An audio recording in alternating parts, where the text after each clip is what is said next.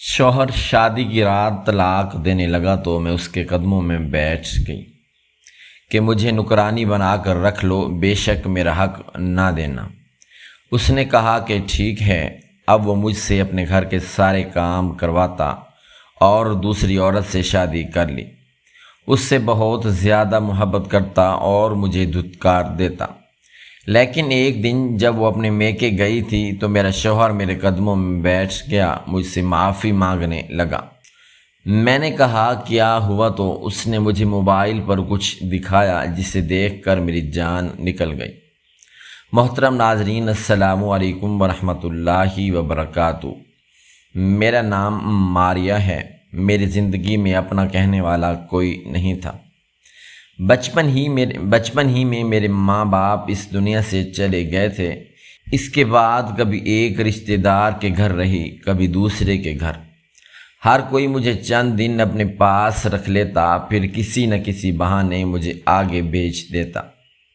میں نے بہت چھوٹی عمر میں یہ بات سمجھ لی تھی، جس انسان کا اپنا کوئی نہ ہو وہ ہمیشہ دوسروں پر بوجھ ہی سمجھا جاتا ہے۔ میں ہر گھر کے کام کرتی، صبح سب سے پہلے اٹھتی، جھاڑو لگاتی، برتن دھوتی، کھانا بناتی، کپڑے دھوتی۔ پھر بھی مجھے کبھی یہ احساس ہونے نہیں دیا گیا کہ یہ میرا اپنا گھر ہے۔ ہر وقت یہی سننے کو ملتا کہ ہم نے تم پر بڑا احسان کیا ہوا ہے، اگر ہم نہ ہوتے تو تم نہ جانے کہاں در بدر پھر رہی ہوتی۔ میں خاموش رہتی، کیونکہ میرے پاس خاموش رہنے کے علاوہ کوئی راستہ نہیں تھا۔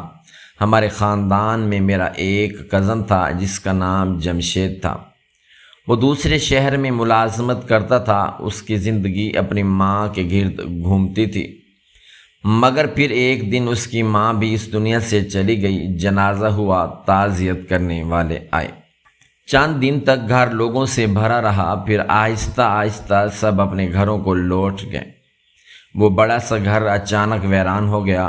جمشید کی آنکھوں میں ہر وقت تھکن رہتی۔ وہ زیادہ کسی سے بات نہیں کرتا تھا، خاموش رہتا، بس اپنی ماں کی قبر پر جاتا، دیر تک بیٹھا رہتا، پھر واپس آ جاتا۔ انہی دنوں خاندان کے بڑے لوگ ایک جگہ جمع ہوئے، ہر کوئی اپنی اپنی رائے دے رہا تھا۔ آخر ہمارے خاندان کے سب سے بڑے بزرگ، جنہیں ہم سب سے چاچو کہتے تھے، انہوں نے فیصلہ سنایا، جمشید اکیلا ہے، گھر میں کوئی عورت نہیں، ماریہ کا بھی دنیا میں کوئی نہیں ہے، ان دونوں کی شادی کر دو، دونوں کو سہارا مل جائے گا۔ ان کی بات سنتے ہی سب نے سر ہلا دیا۔ کسی نے مجھ سے نہیں پوچھا کہ میں کیا چاہتی ہوں، کسی نے جمشید سے بھی اس کی مرضی نہیں پوچھی تھی۔ بس ایک فیصلہ ہوا، سب نے مان لیا۔ بعد میں مجھے معلوم ہوا کہ اصل وجہ کچھ اور تھی۔ جمشید نے چاچو سے کافی رقم قرض لی ہوئی تھی، وہ قرض واپس نہیں کر پا رہا تھا۔ چاچو خاندان کے بڑے بھی تھے، ان کی بات ٹالنے کی ہمت کسی میں نہیں تھی۔ جمشید نے ایک دو بار کچھ کہنا چاہا۔ چاچو نے سخت لہجے میں کہا، میں نے جو فیصلہ کر دیا ہے وہی ہوگا، تمہیں صرف نکاح کے وقت ہاں کہنی ہے۔ اس کے بعد کسی نے ایک لفظ بھی نہیں بولا۔ ادھر مجھے نئی نئی امیدیں لگنے لگیں۔ میں نے پہلی بار سوچا شاید میری بھی اب اپنی چھت ہوگی، شاید اب میں کسی کے گھر بوجھ بن کر نہیں رہوں گی، شاید کوئی مجھے میرے نام سے پکارے گا، شاید میری بھی ایک عزت والی زندگی ہوگی۔ میں نے انہی خوابوں کے ساتھ دلہن کا جوڑا پہنا، ہاتھوں پر مہندی لگائی گئی، چہرے پر ہلکا سا سنگھار کیا گیا۔ آئینے میں خود کو دیکھتے ہوئے میری آنکھوں میں آنسو آ گئے۔ میں نے دل ہی دل میں اپنے ماں باپ کو یاد کیا، اگر وہ آج زندہ ہوتے تو شاید میری شادی اسی طرح خاموشی سے نہ ہوتی۔ شام ڈھل گئی، نکاح ہو گیا، رخصتی بھی ہو گئی۔ میں پہلی بار اسی شہر میں آئی جہاں جمشید رہتا تھا۔ راستے بھر وہ خاموش رہا، نہ اس نے میری طرف دیکھا، نہ کوئی بات کی۔ میں نے یہی سمجھا شاید وہ اپنی ماں کو یاد کر رہا ہوگا۔ گھر پہنچ کر بھی اس نے صرف اتنا کہا، تم اندر چلی جاؤ، میں ابھی آتا ہوں۔ میں آہستہ آہستہ کمرے میں داخل ہوئی۔ کمرے میں نئی چادریں بچھی ہوئی تھیں، بیڈ پر پھول رکھے ہوئے تھے، ہر طرف دلہن والے کمرے کی سجاوٹ تھی۔ میں بیڈ کے ایک کونے میں خاموشی سے بیٹھ گئی۔ رات گزرتی رہی، گھر میں مکمل خاموشی چھا گئی۔ گھڑی کی سوئیاں آگے بڑھتی رہیں، میں ہر آہٹ پر چونک جاتی۔ آخر کافی دیر بعد دروازہ کھلا۔ جمشید اندر آیا۔ اس کے چہرے پر نہ خوشی تھی، نہ ہی مسکراہٹ، نہ کسی نئے رشتے کی جھلک۔ وہ چند لمحے خاموش کھڑا رہا، پھر اس نے میری طرف دیکھ کر کہا، مجھے تم سے ایک ضروری بات کرنی ہے۔ اس کا لہجہ بے حد سرد تھا۔ میں نے گھبرا کر اس کی طرف دیکھا۔ جی، میں نے دھیرے سے کہا۔ وہ سیدھا بولا، میں تمہیں اپنے ساتھ نہیں رکھ سکتا۔ میں تمہیں طلاق دے رہا ہوں، چند پیسے دے دوں گا، جہاں جانا ہو چاہے چلی جاؤ، اور بعد میں سب رشتہ داروں کو یہی بتاؤ کہ تم بد کردار تھیں، اسی لیے میں نے تمہیں طلاق دے دی ہے۔ میرے جسم سے جیسے جان نکل گئی، میرے ہاتھ کانپنے لگے۔ میں بیڈ سے اتر کر اس کے سامنے کھڑی ہو گئی۔ خدا کے لیے ایسا نہ کریں، میں نے روتے ہوئے کہا، یہ میرے ساتھ بہت بڑا ظلم ہوگا، میں کہاں جاؤں گی؟ میرا ہے ہی کون؟ وہ بے نیازی سے بولا، مجھے نہیں معلوم، جہاں مرضی جانا، مجھے تم سے کوئی مطلب نہیں ہے۔ میں نے آنسو صاف کرتے ہوئے کہا، آخر مجھ میں ایسی کیا کمی ہے؟ آپ نے مجھے دیکھا بھی نہیں، سمجھا بھی نہیں، پھر اتنی نفرت کیوں؟ وہ چند لمحے خاموش رہا، پھر اس نے گہرا سانس لیا۔ کمی تم میں نہیں ہے، ہزار خوبیاں ہوں تب بھی میرے لیے کوئی معنی نہیں رکھتی۔ میں کسی اور عورت سے محبت کرتا ہوں، وہ اسی شہر میں میرے ساتھ کام کرتی ہے، میں اسی سے شادی کرنا چاہتا ہوں۔ میں تمہیں اس گھر میں کیسے رکھ سکتا ہوں؟ میں تو اپنی ماں کو دفنانے گاؤں گیا تھا، مجھے کیا معلوم تھا کہ میرے پیچھے میری شادی طے کر دی جائے گی۔ چاچو نے اپنا قرض کا فائدہ اٹھایا، اپنے بڑے ہونے کا فائدہ اٹھایا، انہوں نے میرے ساتھ بھی انصاف نہیں کیا۔ میں نے روتے ہوئے کہا، پھر مجھے نوکرانی بنا کر رکھ لیں، بس مجھے طلاق نہ دیں۔ آپ اپنی پسند کی لڑکی سے شادی کر لیں، اسے بتا دیجیے گا کہ میں گاؤں سے آئی ہوں، نوکرانی ہوں، میں گھر میں کسی کونے میں پڑی رہوں گی، سارا کام کروں گی، آپ دونوں کی خدمت کروں گی، میں کبھی اپنا حق نہیں مانگوں گی، بس مجھے طلاق نہ دیں۔ وہ حیرت سے میری طرف دیکھنے لگا۔ شاید اسے میرے منہ سے ایسا جواب سننے کی امید نہیں تھی۔ وہ کچھ دیر خاموش کھڑا سوچتا رہا، پھر بولا، نہیں، یہ بہت بڑا رسک ہے، اگر تم نے اسے حقیقت بتا دی تو پھر کیا ہوگا؟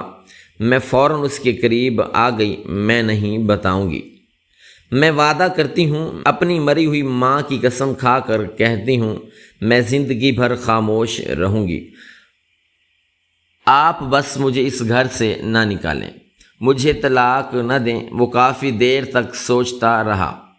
کمرے میں عجیب سی خاموشی تھی۔ آخر اس نے میری طرف دیکھا، ٹھیک ہے، مگر ایک شرط پر، تم صرف نوکرانی بن کر رہو گی، اگر کبھی اپنی زبان کھولی، اگر کبھی میری ہونے والی بیوی کو کچھ بتایا تو یاد رکھنا، مجھ سے برا کوئی نہیں ہوگا۔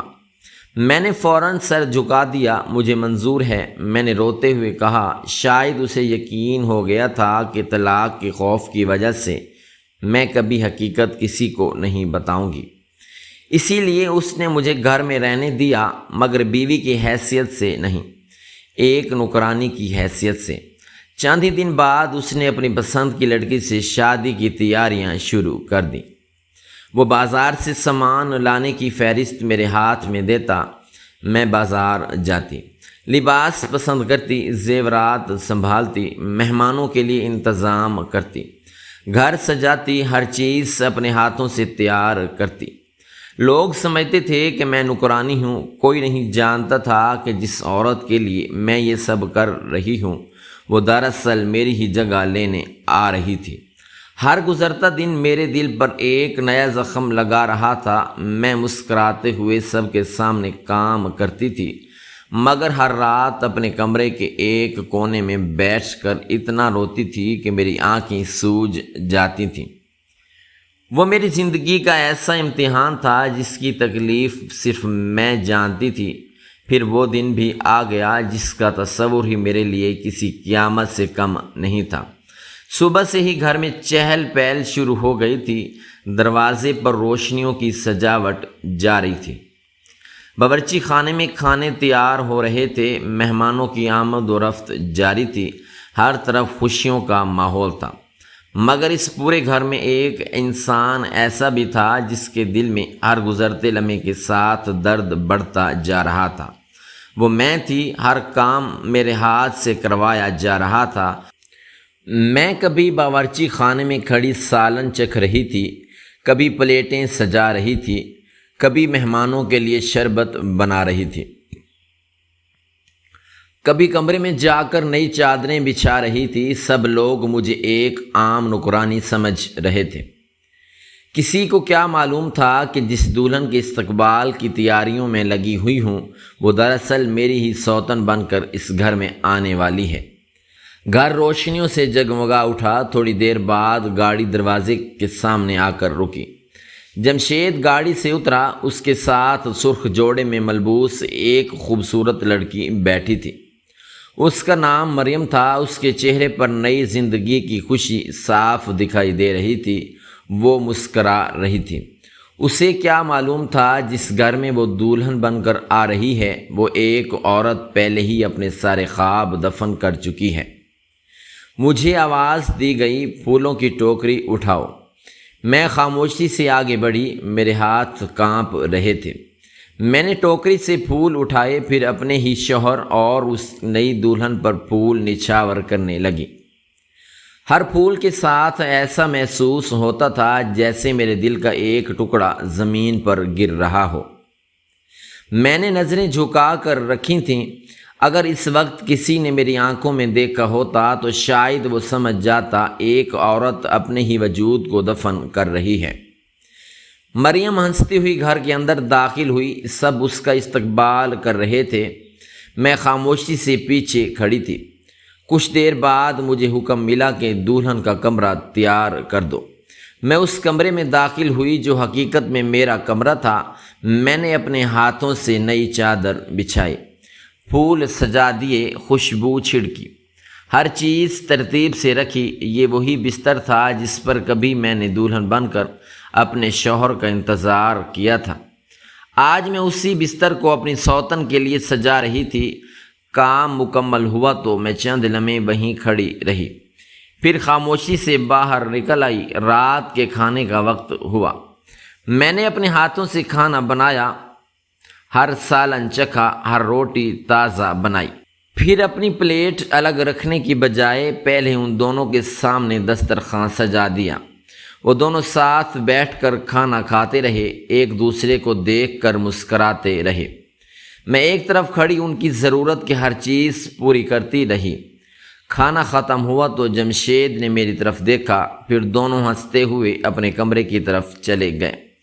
دروازہ بند ہو گیا اور میں اس گھر کی سب سے چھوٹے کمرے میں آ کر بیٹھ گئی۔ نہ کسی نے پوچھا کہ میں نے کھانا کھایا بھی ہے یا نہیں۔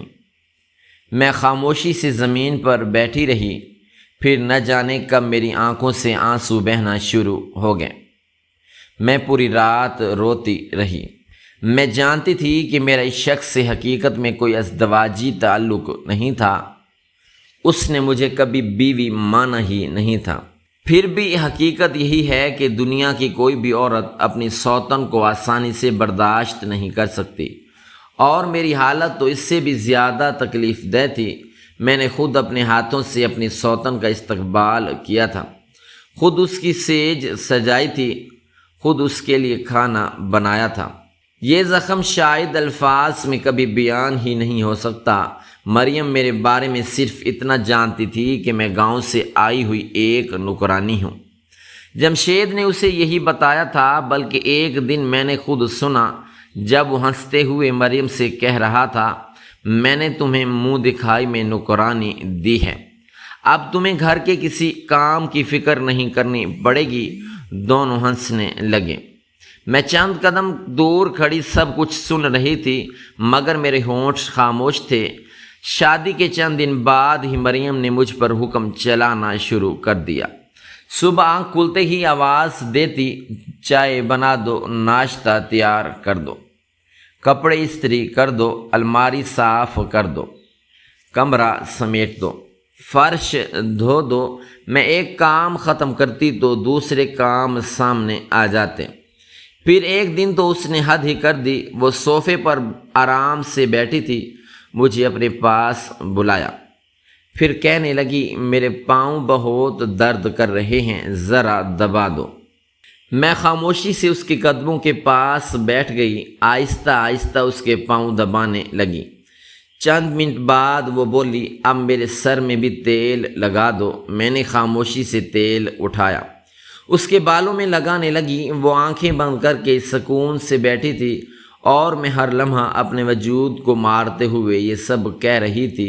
اسی دوران اس کا فون بج اٹھا۔ اس نے خوشی خوشی اپنے کزن سے بات کرنا شروع کر دی۔ وہ زور زور سے ہنس رہی تھی، پھر کہنے لگی میرا شوہر تو مجھ سے بہت محبت کرتا ہے، ہر وقت میرا خیال رکھتا ہے، اتنی پیاری باتیں کرتا ہے کہ میرا دل ہی خوش ہو جاتا ہے، بہت رومانوی ہے، مجھے ہر وقت ہنساتا رہتا ہے۔ وہ مسلسل بولتی جا رہی تھی، میں خاموشی سے اس کے بالوں میں تیل لگا رہی تھی۔ اس کی ہر بات میرے دل پر تیر کی طرح لگ رہی تھی۔ میں سوچتی تھی کہ یہ سب میرا بھی تو حق تھا، اگر قسمت میرے ساتھ انصاف کرتی تو شاید آج یہ باتیں میرے لیے ہوتی، مگر اب شاید یہی میری زندگی تھی۔ ادھر جمشید کا رویہ بھی کبھی نہ بدلا۔ ایک لمحے کے لیے بھی اسے یہ احساس نہیں ہوا کہ آخر میں اس کی بیوی ہوں، اگرچہ نام کی ہی صحیح۔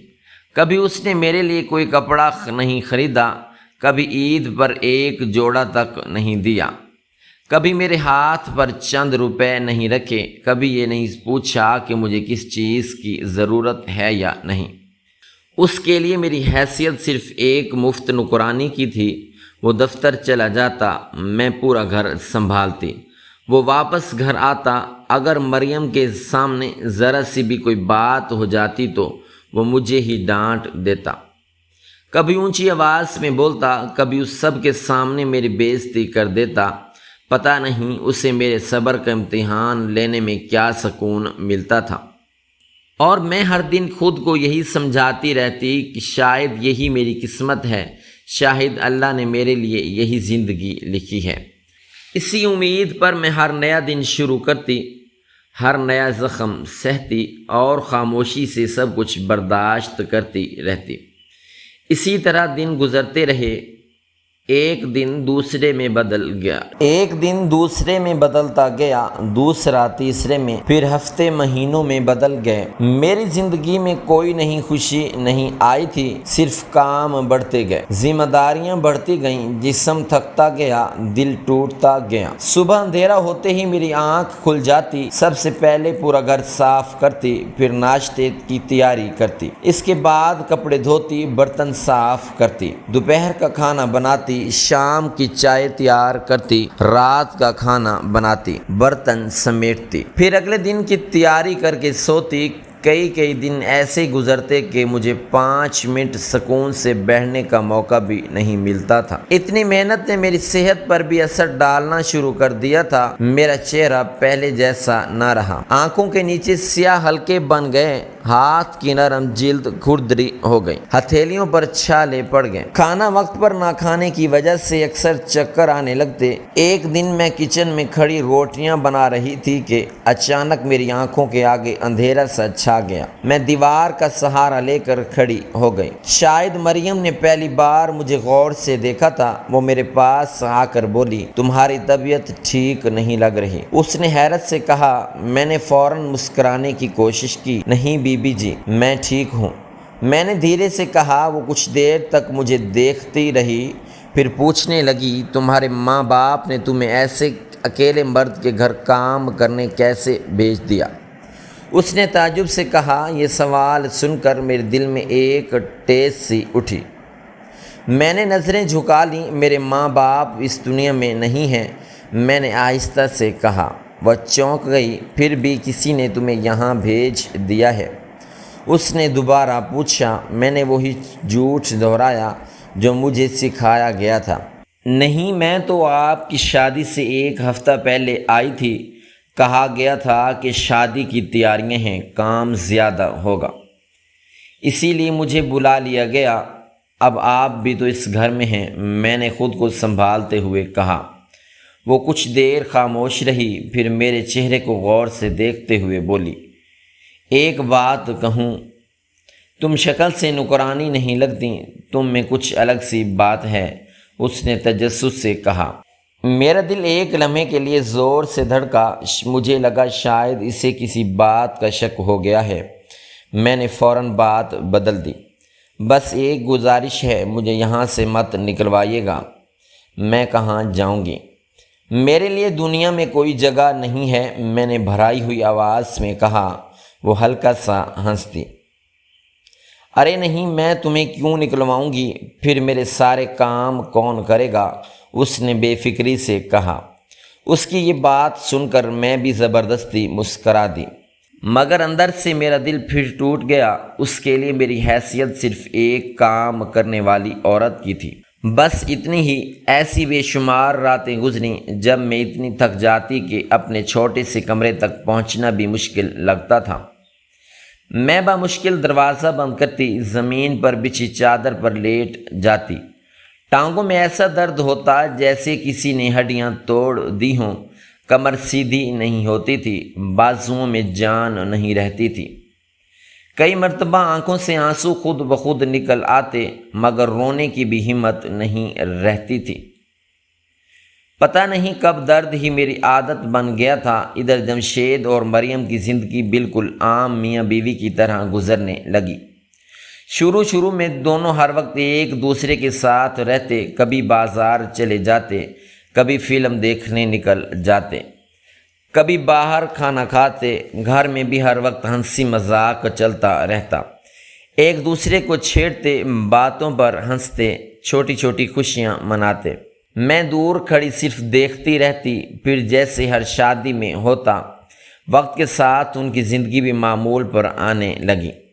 اب کبھی کبھی دونوں میں اختلاف بھی ہو جاتا، کبھی کسی بات پر ناراضی ہو جاتی، کبھی آوازیں بلند ہو جاتی۔ ایک رات تو معاملہ بہت بڑھ گیا۔ میں اپنے کمرے میں تھی، اچانک اونچی آوازیں آنے لگیں۔ میں پانی پینے کے لیے باہر نکلی تو دیکھا دونوں ایک دوسرے سے جھگڑ رہے تھے۔ غصے میں مریم نے جمشید کا تکیہ اٹھایا، دروازہ کھولا اور زور سے باہر پھینک دیا۔ پھر بولی، آج تم اندر نہیں سوگے، جاؤ جہاں جانا ہے۔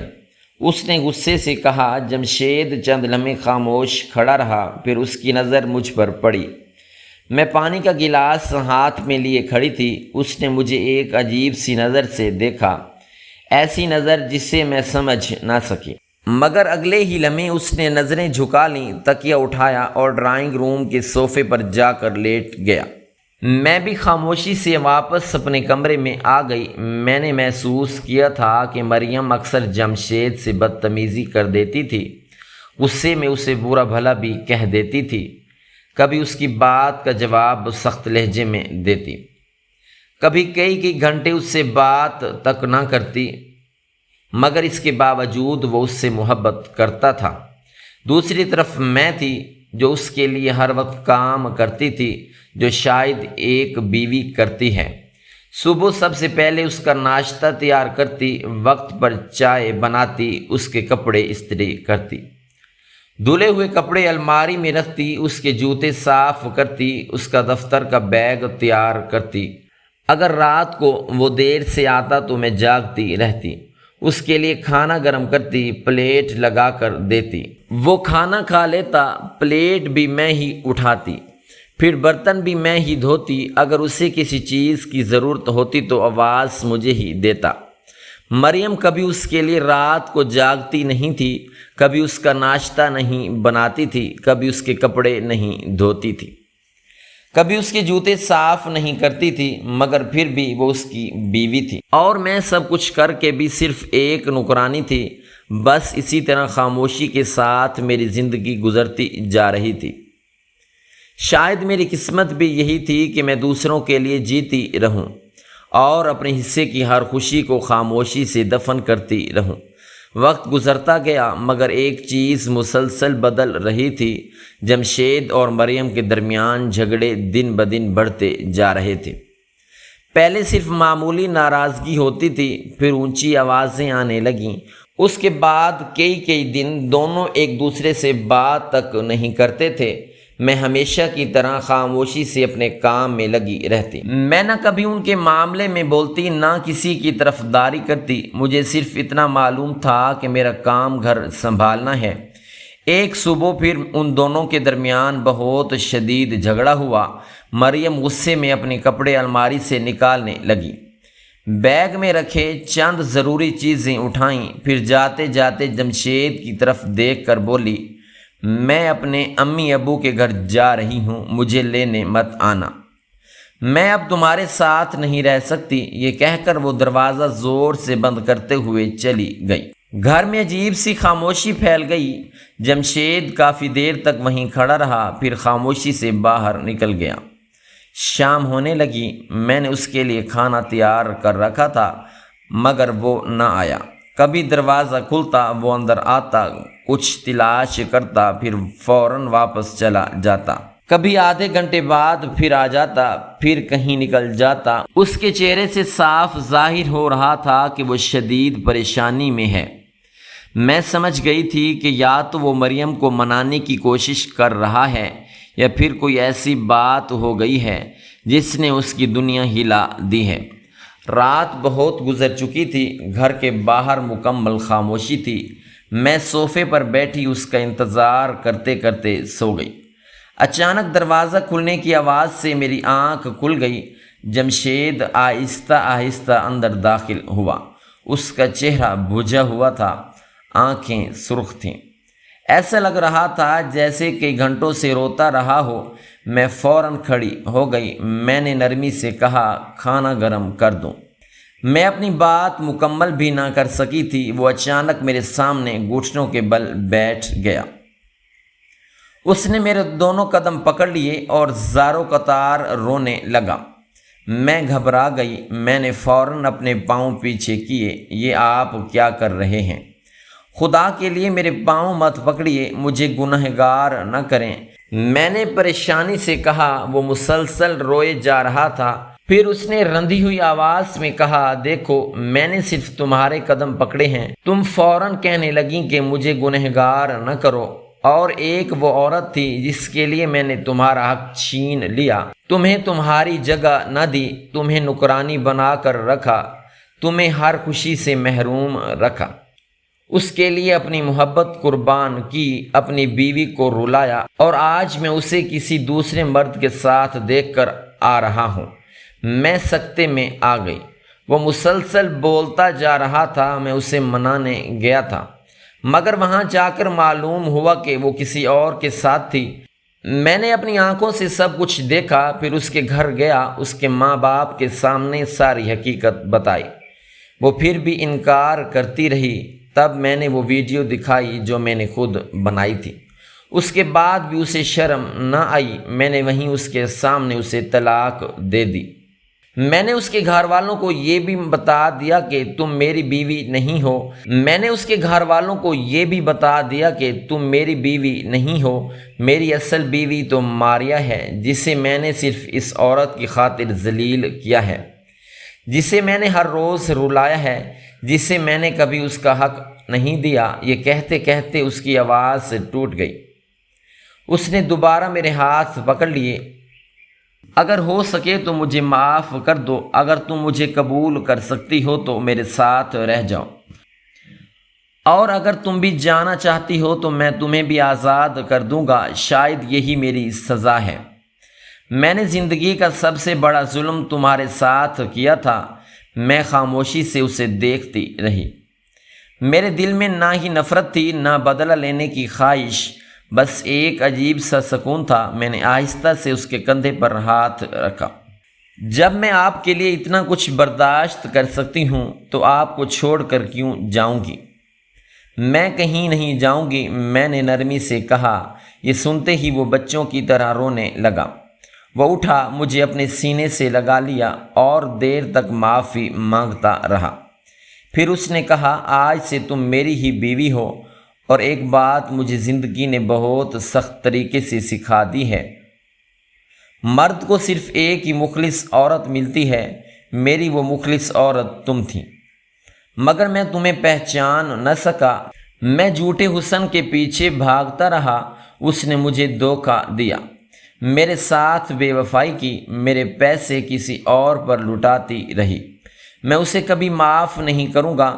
اگلی صبح اس نے گھر میں موجود مریم کا سارا سامان اکٹھا کیا، ہر چیز باہر رکھ دی۔ پھر اس کے گھر والوں کو فون کیا، آ کر اپنا سامان لے جائیں، یہ چیزیں اب میرے گھر میں نہیں رہیں گی، اس نے مضبوط لہجے میں کہا۔ وہ لوگ آئے، خاموشی سے سامان اٹھایا اور چلے گئے۔ اس دن کے بعد اس نے میرے لیے ایک نئی زندگی شروع کرنے کا فیصلہ کیا۔ جس کمرے میں کبھی میری سوتن رہتی تھی، اس کا ایک ایک سامان نکال دیا گیا، پرانا فرنیچر ہٹا دیا گیا، نیا فرنیچر آیا، نیا بیڈ آیا، نئی الماریاں رکھوائی گئیں، نئے پردے لگے، دیواروں کی رنگائی ہوئی، پورا کمرہ بالکل نیا لگنے لگا۔ پھر ایک دن وہ میرے پاس آیا، اس کے ہاتھ میں شاپنگ بیگز تھے۔ اس نے مسکراتے ہوئے کہا، آج بازار چلو، میں تمہارے لیے وہ سب لینا چاہتا ہوں جو برسوں پہلے لینا چاہیے تھا۔ وہ مجھے بازار لے گیا، میرے لیے خوبصورت دلہن کا جوڑا خریدا، زیور خریدا، چوڑیاں خریدیں، جوتے خریدے۔ پھر مجھے پہلی بار پارلر پر لے گیا۔ آئینے کے سامنے بیٹھی تو میری آنکھوں سے آنسو بہنے لگے۔ پارلر والی نے سمجھا شاید خوشی کے آنسو ہیں، مگر صرف میں جانتی تھی کہ یہ برسوں کی محرومی کے بعد ملنے والی عزت کے آنسو تھے۔ رات کو جب میں دلہن بن کر گھر واپس آئی تو ایسا محسوس ہو رہا تھا جیسے وقت نے کئی سال بعد میرے زخموں پر مرہم رکھا ہو۔ کمرہ پھولوں سے سجا ہوا تھا، ہلکی خوشبو پورے کمرے میں پھیلی ہوئی تھی۔ جمشید میرے سامنے آیا، اس کی آنکھوں میں پہلی بار وہ احترام تھا جس کی میں ہمیشہ سے منتظر تھی۔ اس نے میرا ہاتھ اپنے ہاتھ میں لیا، پھر کہا، اس رات میں نے تمہیں صرف دکھ دیے تھے، آج میں چاہتا ہوں کہ تمہاری ہر محرومی ختم کر دوں۔ آج سے تمہارا ہر حق تمہیں ملے گا، تمہاری ہر خوشی میری ذمہ داری ہے۔ میں نے تمہیں بہت دیر سے پہچانا، مگر اب زندگی کے آخری دن تک تمہاری عزت بھی کروں گا، تم سے محبت بھی کروں گا، تمہارا خیال بھی رکھوں گا۔ اس رات پہلی بار مجھے وہ عزت ملی جس کی میں برسوں سے مستحق تھی۔ پہلی بار مجھے وہ محبت ملی جس کے لیے میں نے اتنے آنسو بہائے تھے۔ پہلی بار مجھے محسوس ہوا کہ میں اس گھر کی نوکرانی نہیں، اس گھر کی عزت ہوں۔ آج ہماری شادی کو کئی سال گزر چکے ہیں۔ جمشید آج بھی اکثر میرا ہاتھ پکڑ کر کہتا ہے، اللہ نے مجھے میری غلطی کا سبق بہت سخت طریقے سے سکھایا۔ اگر میں تمہیں ہمیشہ کے لیے کھو دیتا تو شاید زندگی بھر خود کو معاف نہ کر پاتا۔ اب میرے لیے دنیا کی سب سے قیمتی دولت نہ کوئی گھر ہے، نہ پیسہ، اور نہ اور کوئی چیز۔ میرے لیے سب سے قیمتی نعمت صرف تم ہو، اور میں ہر بار دل میں اللہ کا شکر ادا کرتی ہوں کہ آزمائش کتنی ہی لمبی کیوں نہ ہو، اگر انسان صبر کرے تو ایک دن اندھیری رات کے بعد روشنی ضرور آتی ہے۔